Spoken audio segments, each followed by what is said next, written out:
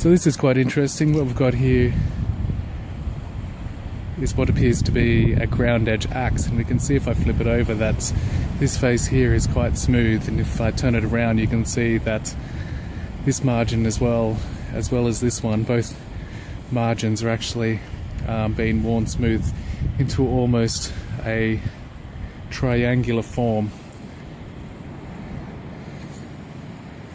And ground edge axes appeared on the eastern Australian coast about 4,000 years ago. The earliest ground edge axe they found recently dates back to 35,000 years, when that was found in Arnhem Land. Now what these were used for is used for opening hollows in wood, in trees, to remove possums and things like that. You can see that due to the fact it's made of sandstone, you can't get a really fine edge on this. This point here appears to have a little bit of use where it's interesting also, if I flip it over, that you can see that this also appears to have been ground down.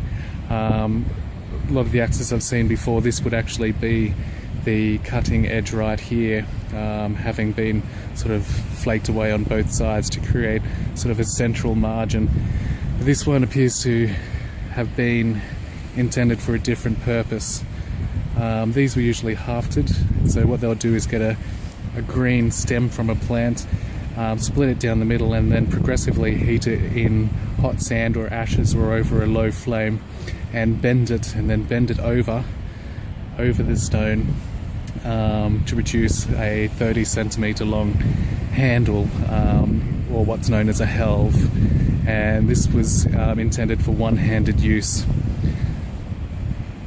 And then after the green sapling was bent over it and bound, they would use different resins and beeswax concocted in a special way to almost glue or cement the rock in, and it actually became quite sturdy and would last a long time. So there we go, that's an interesting example of a ground edge axe.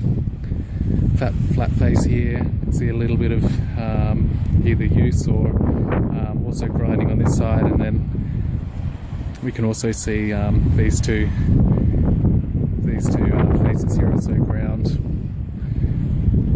This may have improved its hafting ability, but a lot of these ground edge axes didn't need to have notches taken out of them to make them secure.